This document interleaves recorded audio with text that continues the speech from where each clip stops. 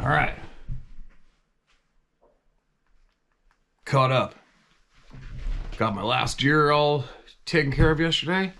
Bunch of other stuff done. And I am almost ready to leave. To go catch my first marlin. Also, it's cool. I'm going to be, I got to charge up my batteries. I'm going to be filming up a lot of content to help my buddy make some, what do you call it, promotional videos for his charter business. He's such a super cool dude. And he's the old school. He's not, like, just not familiar with the internet or how to promote stuff or make posts or anything. And he's probably the best fisherman I've ever met in my life. So I always try to do what I can to help promote him. So it's trophyhuntersportfishing.com. And I'm going to make some wicked, hopefully, underwater and above water drone videos of marlin and tuna while we're there. I hope it works out because it's pretty tough, right? But so that's all I got left to do. It's got to charge up all those batteries, make sure my SD cards are all ready to go, my chargers, my camera equipment. And we head down there, utilize that credit. The damned airline, those thieves. Anyway, got to get some more voices heard while I'm here. I'm going to try to do this down there. We'll see. And what else? Anybody curious about me heading south to go learn from our favorite doctor and other people? We spoke, and it's probably not looking... I will be able to go there until March on their end. All right? So there you go. For anybody curious about that. And what I learn, I will definitely report back to everything. And hopefully it goes smooth. All right? And also, as soon as I get back, we're definitely going to do a part 2 with Dr. Melba Ketchum as well, because I have a whole slew of other questions for us to ask her. So there you go. That's my ramble for the beginning of this one. Now, hopefully this camera works for me this morning. With my, sort of said there's blood on my hat. Oh well, it's my new lucky hat. This is titled From Your Sasquatch, Shot Dead by 2. From your video, Sasquatch Shot Dead by 2. Oh, it's this one. Yeah. Yeah, that was, that's been sent a few times. It's pretty crazy. If you look, I don't know, whatever side, you can see what appears to be what looks like a face of what was described as a Sasquatch in the mountain. See that? It's pretty crazy, right? That's on Mount Curry behind me. Maybe you can see it, maybe you can't. I've had that sent a bunch of times. Funny, eh?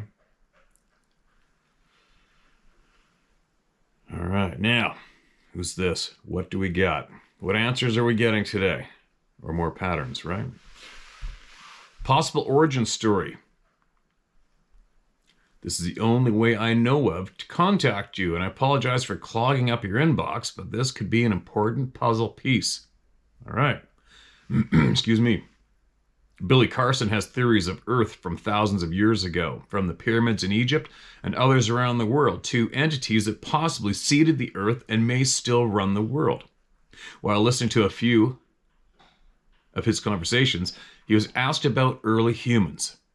He theorizes that those who came here from wherever used the existing species here and modified them to create what we are today. When describing the original species, he speculates that they were probably very hardy, probably were able to communicate through telepathy, were probably much more in tune with their intuition, and had abilities that we've lost, or maybe never had. As he describes our ancestors, it appeared to me that he was giving all the characteristics of what we know as a Sasquatch. I'm not saying I agree with all his theories, though much of what he says makes sense to me, and his answer about the original species sounded to me exactly like what so many others have said about the forest people. I realize we're all short on time, but if you have the opportunity to listen to a podcast, you have some interesting things to say. All right, I'll dig that up and listen to it for sure. And it's a goofy thing, you know, I've been thinking about this for quite some time, is the fact that of the majority of the people who I'm aware of, who are aware of this shit going on, I rarely do I hear people expressing their frustration or being upset that we're being lied to. Have you noticed that? And I know that out of these, 300 and whatever thousand subscribers here, I wonder how many of you that know, you've seen this shit. You've seen these suckers looking them right in the eye, run across the road, whatever. All of you out there who know. I wonder how many of you, your brain goes to, why are we being so lied to? You know what I mean? And especially at way back, years back, when I did surf the interweb or books from the original people who were looking into this topic, I never ever read or heard from anybody of those people in the Sasquatch community expressing their frustration about us being lied to. Very rare. Why is that? Right? Why is that? Because, I mean, you got to agree by now, I'd imagine, that of all these thousands of testimonies we're hearing here, word for word, probably for the first time, possibly, because of the past people trying not to let people share the exact honest truth of the things they're witnessing publicly. That's the dog chewing on her morning bone out there, the noise out there.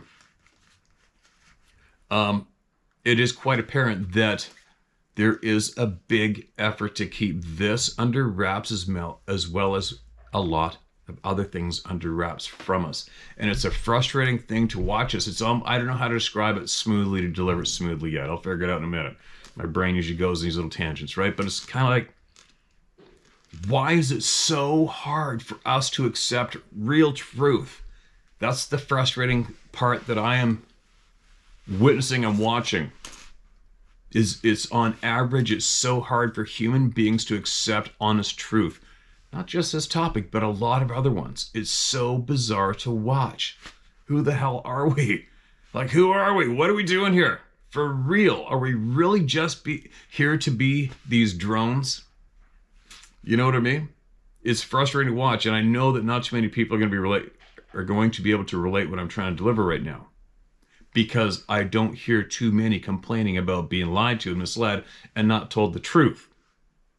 On average, right? Don't you think that there seems to be the majority of the people just more interested in banging on a tree and trying to get a picture of something?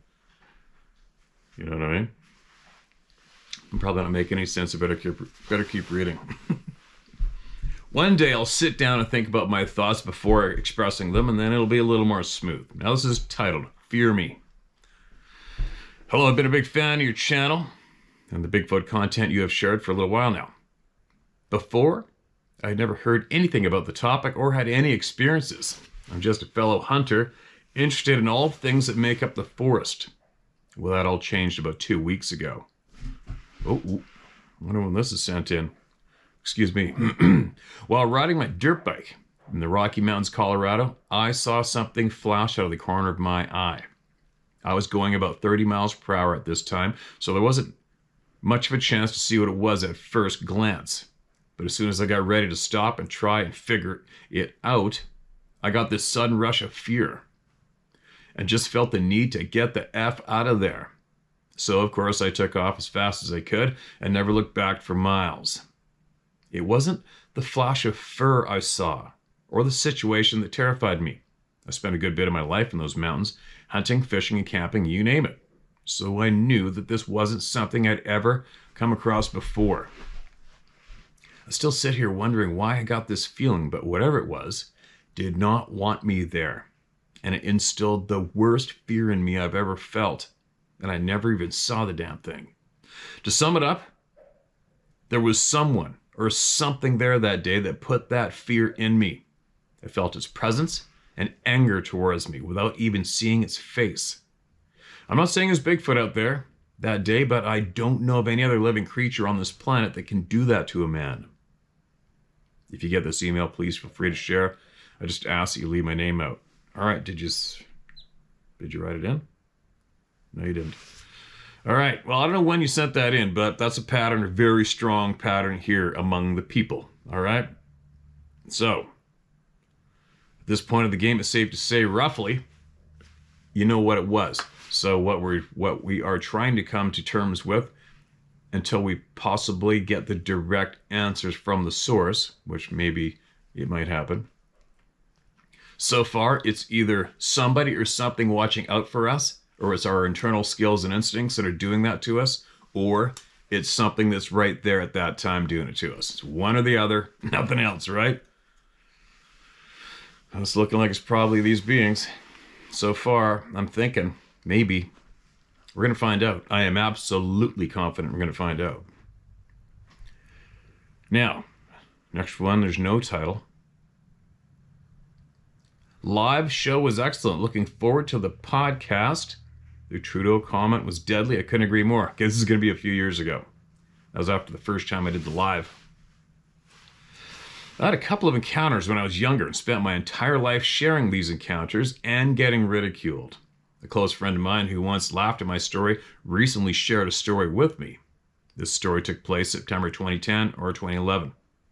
A group that he was with was harvesting an outdoor grow show operation on Hardwick Island, just off the east coast of Vancouver Island near Seward.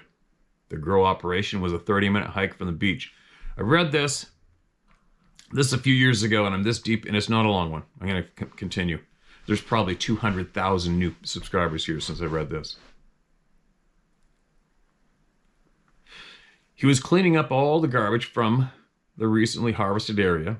The group he was with took off down to the boat before him. He finished bagging up all the garbage and started making his way down the trail to the boat. He was probably 15 to 20 minutes from the boat when a large 9-foot male walked onto the trail in front of him, stopped and stared at him from about 40 feet. He told me the Sasquatch was more human than ape, with dark eyes, dark brown hair, and looked at him with an evil, angry stare. He felt the look was telling him to leave and leave now. The Sasquatch walked back into the bush, opposite direction from where it came from. And my... Whoa! Uh-oh! Uh-oh! Well, Ruby just found a rat trap. You're all right. Whoops. You're okay, Bubs. At least it wasn't hanging off of her nose. All right. Sorry. He told me the Sasquatch was more human than ape, with dark eyes, dark brown hair, and looked at him with an evil, angry stare. He felt the look was telling him to leave and leave now.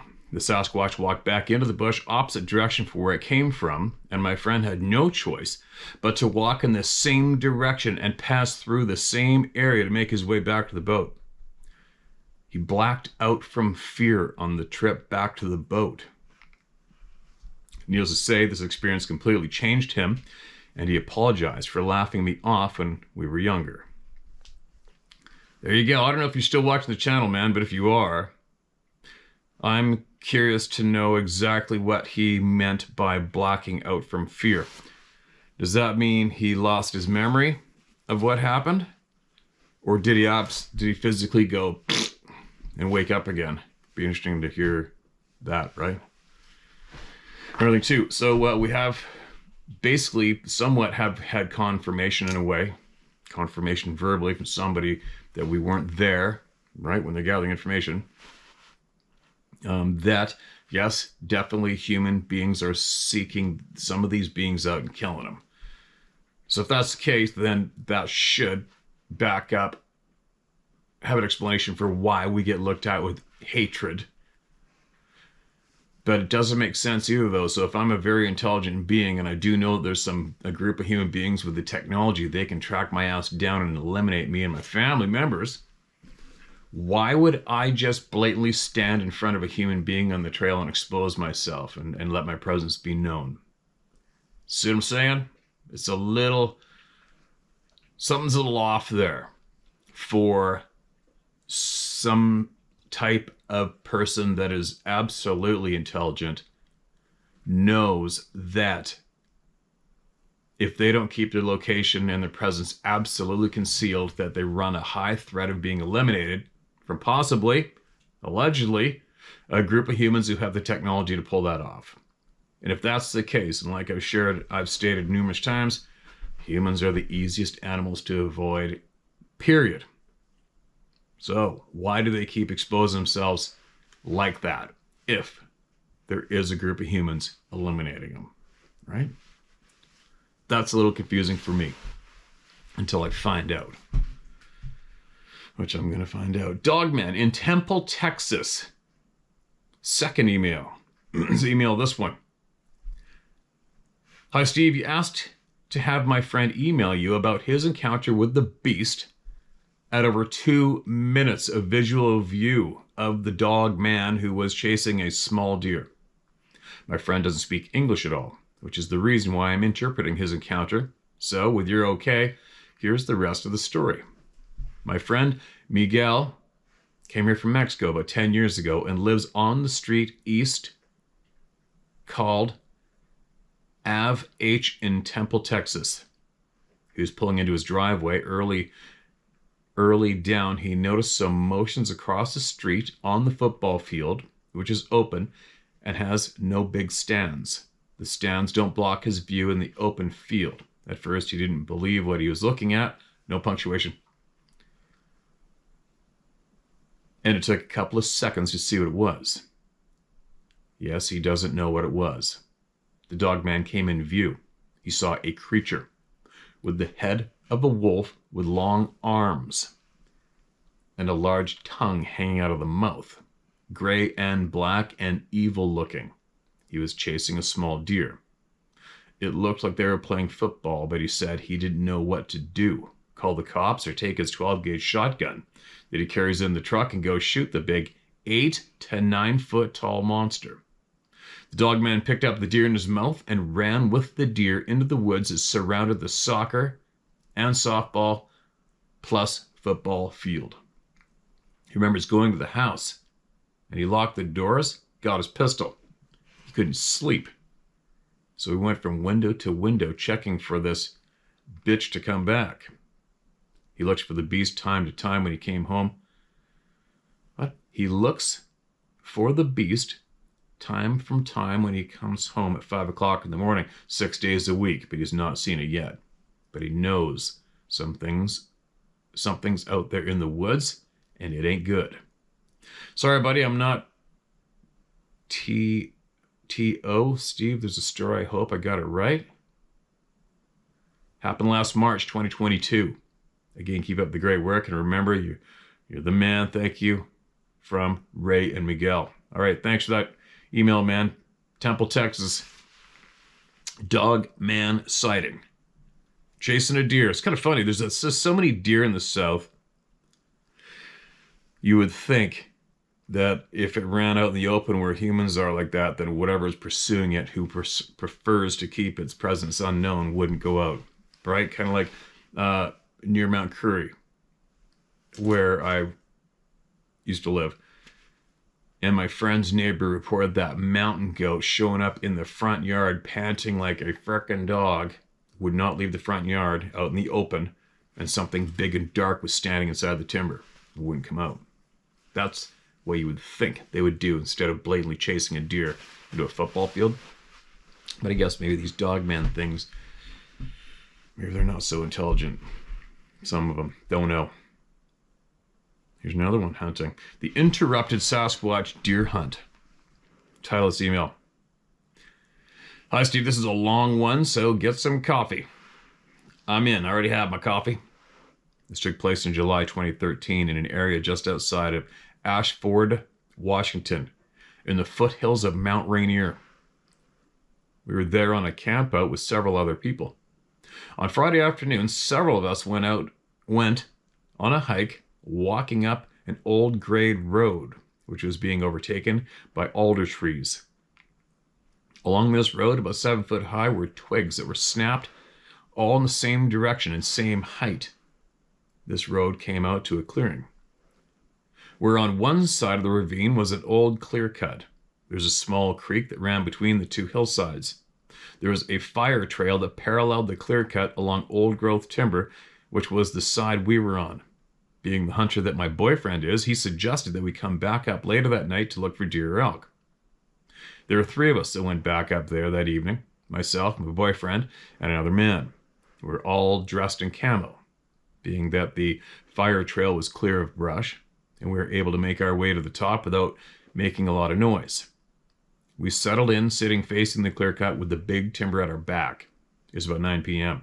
There was a slight breeze coming from our left. It was still light out, being summer in Washington. It stays lighter longer, so we could see the hillside across from us. As we were sitting, we could hear what sounded like rocks or boulders rolling in the creek below us. There were various sounds of sticks breaking. As darkness started, a large military plane flew in from our left through the canyon so low that we could have hit it with a slingshot. If this has anything to do with what was about to take place, I don't know. That was a strange coincidence. It was about 9:30 at this time. To our left, a deer came running into the clear cut, blowing as it does when it winds something, which wasn't us as we were downwind from her. By now, it was close to dark, so we were unable to see the deer. We could hear the deer moving across the clear cut in front of us, which on a straight line would be approximately 125 yards. As it was moving, it was continually blowing. While we were watching and listening, we could hear sticks breaking to the left and right of us. At our 10 o'clock area was an ice blue light flash, and another at our 4 o'clock area. Chatter was heard in the 10 to 12 o'clock area. While we were observing all of this, the deer was ping-ponging back and forth across the clear cut, as though it was being corralled. A little foggy this morning. We figured there was 4 or 5 Sasquatch on the hillside to catch this deer. At about 10 o'clock, the other man let out a loud howl. Immediately following his howl was a response from the clear cut in the 4 o'clock area with a loud return howl and crashing into the bush. Then about 40 yards below us along the creek was 3 loud heavy stops. Must have meant stomps. And coming up the game trail about 20 yards from us was a large, dark figure that seemed to be gliding, no sound, and moving very fast to our right. After this, everything went quiet in the clear cut. The deer ran off over the other side of the hill. Feeling like we had messed something up, we decided that it was best we leave this area. It was about 10:30. The next morning, we went back to the area in the clear cut to find where the deer had been running back and forth, along with 2 large footprints measuring 12.5 inches and the other at 15.5 inches and leaving an impression of 3.5 inches. Flagging ribbon was put on the trees in the area of the tracks. We went back to our vantage point, where we were the night before, to discover these tracks were in the area of the chatter and the blue light. The following weekend, my boyfriend, my daughter, and myself went back to camp in the same area. No way. Not too many people would have done that. That evening, we hiked up to our vantage point that we sat at the weekend before. Looking through our binos, our flagging ribbons were no longer on the trees. We sat for maybe half an hour before feeling like we were being watched from behind, and a very uneasy feeling, so we left the area. Included in this email is the other man's report, which was written down the evening and day after our exciting event. He has more detail into the timeline and our activity, which all comes into play. This we will never forget. We had several other encounters, which will come in another email. Until then, thanks for sharing. Vic and Maynell, Tanina, Washington. Kevin, Spokane. Okay, here we go. Excuse me. I hope I didn't butcher your name. Kevin's report, July 31st, 2013. Members involved: Victor, Maynell, and Kevin. Clothing, each of us in camo. Weather, hot day, clear skies, barely a breeze out of the west, not blowing across the canyon. Moon has been almost full, but not up in the sky during this time. Victor's plan: watch wildlife movement before sunset. After dark, do Sasquatch calls. We had been to the spot earlier in the afternoon, and because of the terrain, we thought more time should be spent there. Lay of the land: on east/west running canyon with a basin to the west, creek in the bottom. Our observation spot is above a game trail with deer tracks at angles down to the creek. We look across at opposite canyon hillside, approach along an old fire break trail. The trail was free of deadfalls and brush, so allowed for quiet walking. Timeline: we arrived a little after 9 p.m. We heard a couple small rocks rolling at our 12 o'clock position. 9:33. At our 11 o'clock, a deer started blowing over the next 10 minutes. The deer moved east to our 1 o'clock, then acted confused and began circling, going up and down, back and forth in maybe a half an acre area, blowing the entire time. The temperature was dropping and became very dark. 10:06 p.m.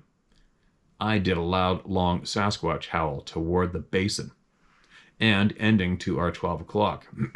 We immediately heard our 2 o'clock, heavy crashing, thumps, followed by a howl. I did 2 whoops in that direction, paused, 2 more whoops. Deer totally confused, moving back and forth. Then it started northeast over the ridge at our 2 o'clock. Maynell did 2 wood knocks and paused. 1 more repeat, same sequence of knocks. Deer came back towards us to the area where it was first circling. I did 3 to 4 whoops. Victor saw a small light on the hillside at our 2 o'clock.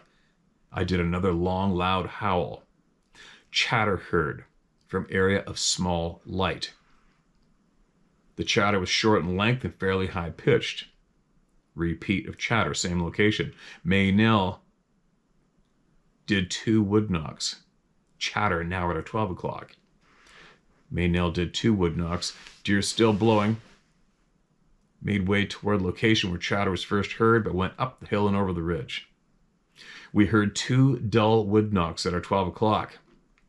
I did another howl to the east, then Victor heard soft crunching. Working on our side of the stream below us on a game trail, Victor and Maynell caught a glimpse of a dark shadow to the right, no particular direction of movement to the shadow. Victor said, "Let's leave, turn on red headlamps, and go on fire break trail." It's 10:30 p.m. Went on the trail. I said, "That was fast and furious." Victor said what they, Sasquatch, were doing was hunting the deer. Possibilities discussed at the meeting: bear don't hunt that way, cougar don't hunt that way, wolves and coyotes, they would chase the deer. Deer stayed in the area for a long time, acting confused. The next day, we crossed the creek and went the hillside directly across from our observation point. At approximately 125 yards from our observation point, 2 Sasquatch tracks were found. 12.5-inch track was in gritty, sandy, tiny chipped rock soil. It had enough impression to make the track visible, but we had no indentation in the soil. The ball of the foot and the big toe of the 15.5-inch track cut into the side of a mound of soil, so it measured 3.5 inches deep. At that point, our assessment, we believe there were at least 4 Sasquatch in a coordinated deer hunt. To the location of the first heard chatter, they were pushing or driving deer. Another Sasquatch low on the opposite hillside at our 1 to 2 o'clock, and 4th at our 2 o'clock, but further away as it turned the deer back toward us. My final thoughts. Throughout my years of hunting and outdoor activities, I've never heard of deer blowing so long and not leaving the area. I've never heard a deer stay in one spot and be so confused. It seemed as if it was corralled. It could not find an escape route until my howls turned the attention of the Sasquatch toward us. I feel the Sasquatch either did not like the intensity of my howl, or they thought I was another Sasquatch intruding and interrupting their deer hunt. I think they did not know we were there, or they thought we had left because we were silent for about an hour before the first howl. Thanks again, Steve. There you go. Careful what you ask for, right? Careful what you ask for. You know, one thing, red. This is red. Sorry. That's red. That's red. All right. Excuse me. On the deer hunting thing, a lot of people claim to have come up on and interrupted their Sasquatch hunt, and it's a coordinated hunt, and they're circling, surrounding, and herding. For me, and I don't know if I'm right or wrong, but for me and what I'm learning from all the people, eyewitness accounts, and what I know about hunting, it just doesn't make sense to me that these beings would need to go to that extreme hunt tactics to try to get a deer. Just doesn't make sense to me. Right? 4 or more of these beings trying to corral one deer just doesn't make sense. I mean, there's too much game out there on average, and what these beings can do, it just sounds too primitive of a move that doesn't mesh up with the intelligence and the skills of these beings. It doesn't. Having to herd one deer and 4 people trying to gang up and herd and corral a deer when they can do what we know they can do, doesn't add up, right? It doesn't add up. So I don't know. I don't know what's going on there. It was a coincidence that deer was there and it just went out in the open for security. Dunno. Anyway. There you go. Sounds like you guys are looking for trouble to me. But anyway, hopefully you don't get it. All right, who's next? What do we got? All right, this is titled. It's titled Red. 2 unexpected holy shits of encounters from the UK. Here we go again from the UK. Hi, Steve. I hope you and all on the channel are well. I came across your YouTube channel a few months back, and I must say, after many years of interest in the Sabe and other matters you relate on your channel, I've finally found a place where like-minded people can share their experiences without being ridiculed, or, quite frankly, dismissed with a laugh. You found it. You found your people. Bingo. Without a doubt. With the vast multitude of evidence, encounters, etc., over the decades, even centuries, there's absolutely no doubt in my mind these beings exist, and have done so for a very long time. My interest started. No doubt you watched the episodes, Steve. Watching the $6 Million Man in the 70s. The episode with Bigfoot. Then sometime after, I watched the old classic Legend of Boggy Creek, which absolutely tore me a new one. Petrified me. From that day on, I was hook, line, and sinker. In those days, we did not have the luxury of the internet, etc., so we relied upon TV and newspaper bullshit, of which in the UK was virtually non-existent for such topics. Plus, if you firmly believed in these topics and aired your beliefs, you would have most likely ended up in a padded room over here, or friendless. Yeah, no doubt. And I vaguely remember the $6 Million Man episode, and I remember it did scare the shit out of me. Don't know why, but I didn't watch the Boggy Creek one. Moving on to the encounters. This email is twofold, explaining two experiences I've had. One in 1985, when I was 14 years old, and the other was in January of this year, 2023. Oh, this is a recent email. Winter, January 85 in the evening. 5 of my friends and I decided to take a ride out on our BMX bikes up to the forest approximately 3 miles from our homes in northeast Wales, UK. It was snowing. There was a new road being constructed through the forest, so we rode down the road and stopped. The forest was up an embankment 100 feet from where they had cut the road through the hill. So we left our bikes and scrambled up to the forest edge where there was a 5-foot post and rail fence. We all climbed into the trees, which were pine, quite dense, but enough space between to run around, so we decided to have a game of hide and seek about 50 yards in. 2 teams of 3, and if you were caught, you were pelted with snowballs. After a few games and a few red swollen ears, we sat in a small clearing and talked for a short time. And that's when we heard it from a distance away through the trees at, I guess, 200 yards. However, trees diffuse sound, so this creature or whatever it was could have been a lot closer. I've never even to this day heard anything like it, and I've spent a lot of time in the wilderness of this country. The only way I can explain that it was like a huge gorilla roaring with a sore throat, but not quite as guttural.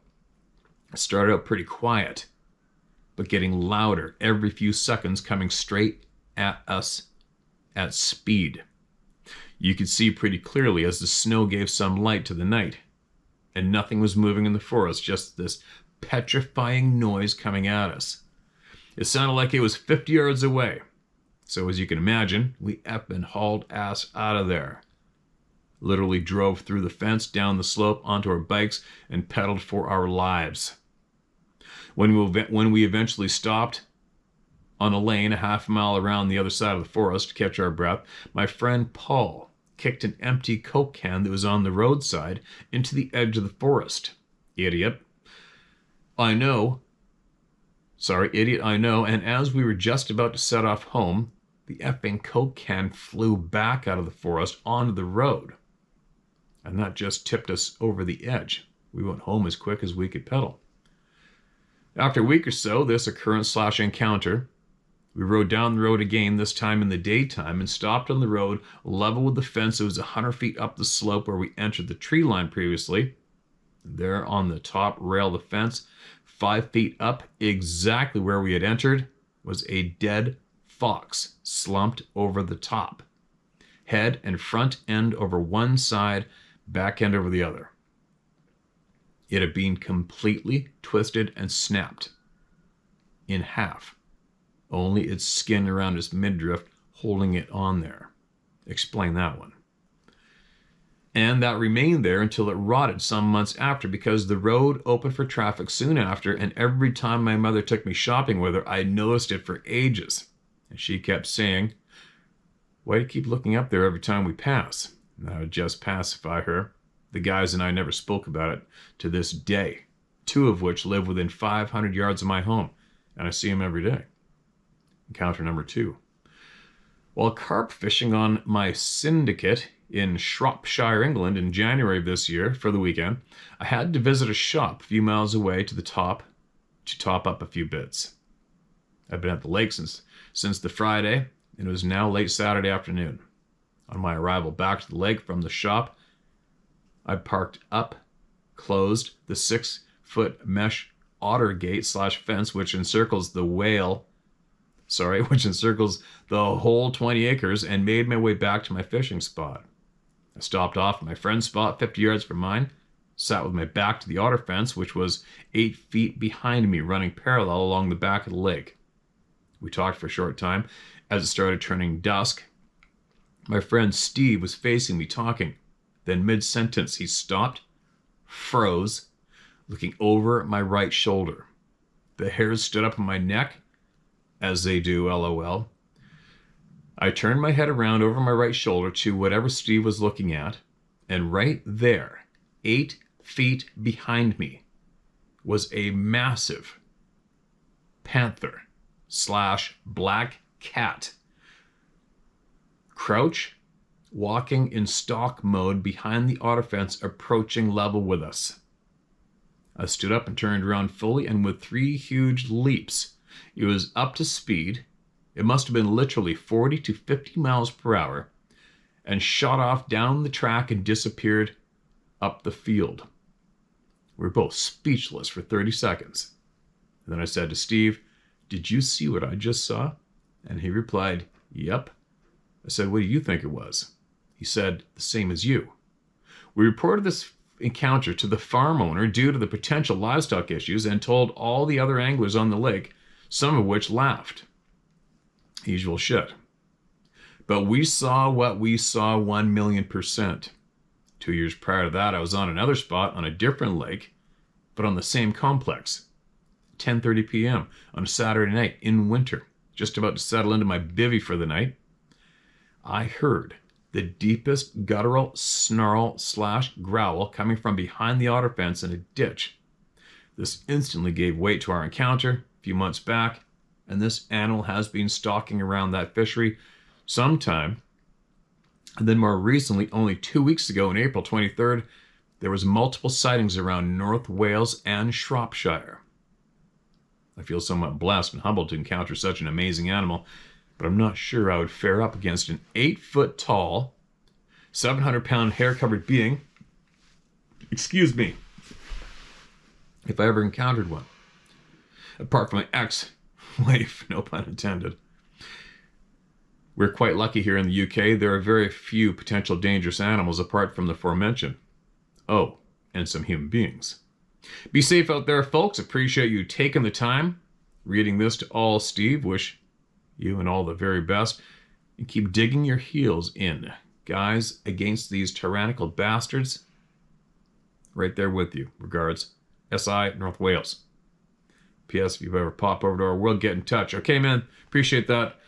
The black cat. I've heard about that in the UK. There's been a lot of reports of these things in the UK. And I actually spoke about it one time, suggesting, because I know a lot of guys who are masters at their craft with locating and treeing cougars, mountain lions here in British Columbia, especially here on the island. I got a couple of real good friends who are like, I've never done it. I've never gone once. I don't know why. But apparently when you do, apparently it's quite addictive and exciting. Don't know. But and these houndsmen, they have a bunch of these dogs. They're expensive and they're well trained and they know what they're doing. And I always wondered what would happen.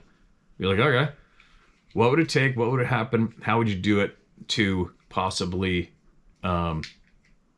get some of these guys who have literally years of expertise chasing down and treeing wild cats, and see if maybe possibly they could go to the UK and catch one of these things, right? Or is it not your average cat, right? How did it get there? How come so many people are seeing this cat? I think I've seen a couple of photos, in the past, of these big black cats in the UK. Or is it something that's coming and going, not here full time, right? I wonder how big was it exactly? If you're still watching, how big was this cat, do you think? Do you think it was? That'd be interesting to know that description, right? That might help answer the question about whether it's just a normal species we're familiar with that's there, or this is something that's coming and going. You never know, right? You never know. Who's next? I don't know when this is sent in, but we're going for it. Excuse me. Titled, A Bigfoot. I tried several times to email you. Steve, I'm sending this again. I found you on YouTube. My name is Melissa. Born and raised on Whidbey Island here in the Pacific Northwest. 55 years old. My experience was when I was 13. Back then there was less people. A lot less. We lived on a dead-end dirt road about a half a mile or so. I didn't like that road much. We had to walk it in the dark to catch the bus in the winter months. Our driveway came down off the dirt road and past the front of our house, which we shared with a neighbor. From our kitchen, we could see the long dirt road, maybe 20 yards away. I was doing the dishes. It was a sunny day, and I wanted to hurry and get the chore done so I could go outside. We lived on a 6-acre farm, and there was lots to do. I looked out the window past our driveway to see a big, hairy creature walking fast. He had a big walking stick, hair covering his entire body. His hair was medium red and brown in color, and he had what looked like a deer hide vest covering his upper body. Call me crazy, but that's exactly what I saw. He turned and looked at me, but somehow I wasn't afraid. He disappeared out of my view quickly. This sounds familiar, but I'm going for it anyway. I didn't tell anyone back then. No one would believe me. Oh, hell, even now when I tell it, I get the look. As a kid growing up on the farm, it always felt safe. I never had fear of the creature. Second time I saw it, it was very early on a winter morning, walking to catch the bus. It was just starting to get light, and the creature was too far down the road to get a good look. This one was pure black. Still no fear. 3 years ago, I was doing a 3-day kayaking trip with my brother at Baker Lake, Washington. On one of the days, we were sitting in camp, and I heard something up through the woods a bit. My brother heard it too. He got pissed because we were trying to get away from humans. We both stood up and looked through the big old growth, and we saw a dark figure walking behind an old growth that had fallen down. I knew the Baker Lake Trail was up there, but didn't think we camped that close. We decided to check it out. We walked up the hill through the old growth, keeping our eyes on the one laying on its side. Oh my, was it big. The closer we got to the damn tree, we realized there was no way any human could walk behind it. You'd have to be over 7 feet tall. Let's not mention there was no Baker Lake Trail. I looked at my brother, his face went white. I decided it was time to get back to camp. We had no trouble or heard anything through the night. We woke the next morning with high winds and lots of chop in the water. We made the decision to cut the trip short. We packed up the boats and headed out. Hardest paddle of my life, but that's for another story. When we finally made it to the other side of the lake, something very large started crashing through the brush. I'm thinking moose. Brother said bear, but it was not the right time of day. Damn thing followed us all the way to the public boat access. We had to pull in at this spot due to 3-foot waves with white caps, knowing one of us would have to jog down the mountain road about 3 miles to get the truck. I'm older, so he got the short end of that, so I thought. As soon as he took off on foot down the road, I took a good look around. I quickly realized we were the only ones left in the park. It was Tuesday, and end of summer. I caught a glimpse of the big bear-proof dumpster we checked out 2 days before. Oh my, it looked like the Hulk bashed it in. I realized that no bear could do that. Before my brother left, he told me I should think about setting up camp just in case something happens and he can't make it back. That's what I said about doing. Everything got real quiet after a bit, and I heard a loud noise up on the hillside above the place we camped. Right after, another on the opposite hill. Then the squirrels started their warning chirping from one side of the woods to the other in front of me. I decided at this point to park my ass inside the brand new bear-proof porta potty. Not more than a few seconds of me setting up for the long wait, the knocking started. One knock over there, another opposite. It got louder and closer. I never seen the things, but you know it was there. The brush was thick on this side of the lake. Hearing them was not hard. I heard some grunts and one growl, and I gotta be honest, I was scared out of my mind. I was very happy having a solid building to hide in. Whatever it was stayed hidden, but I could sure hear it, or them. One was enough. At this point, I'm still telling myself, bear. I'd run into plenty of them camping at Chawawa River. Chawawa River. Chawawa River with my folks growing up. Then I heard it way up on the hillside. It was a moan-like whooping sound. Nothing I ever heard before. It was loud and sent chills up my back. Then it all stopped. Not a sound. A few minutes later, birds were back to chirping, and the squirrel that showed up on the picnic table earlier was back in view. I decided I wasn't moving from my safe place until my brother returned, which happened about 30 minutes later. It was a fast load to the truck and get out. Needless to say, not a word was spoke all the way home. That's kind of odd, isn't it? Never in my life have had that kind of fear. I would prefer to never experience it again. I'm an avid backpacker, backcountry kayak camping weeks at a time. Lots of thrill-seeking adventures in my short 55 years, with room for a lot more. The Baker Lake experience has changed my way of thinking when I'm out there. My guard is always up to a point, and I listen to my inner voice without question. Thank you for your time, Melissa. Okay, I read that before, but it's quite a while ago. There's going to be a shit pile of people here who didn't hear that. There you go. More members of the Club of No Return.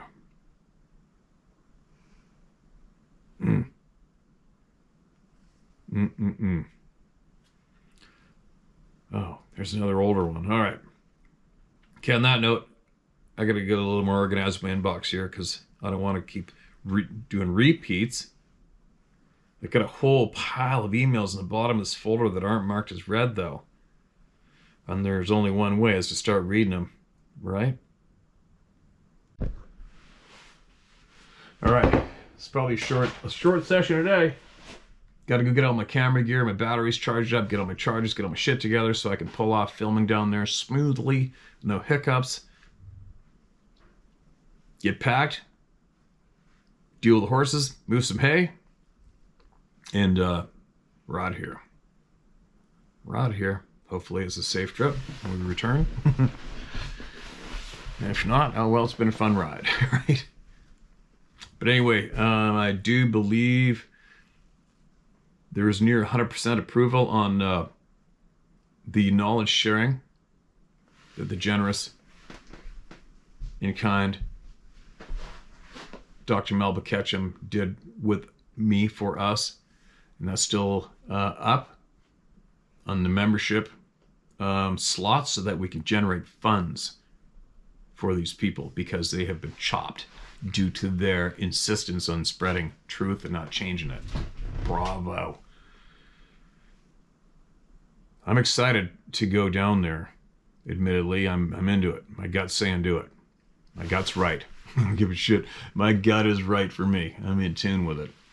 I'm getting better at it for sure. So I'm looking forward to that. I'm definitely looking forward to that.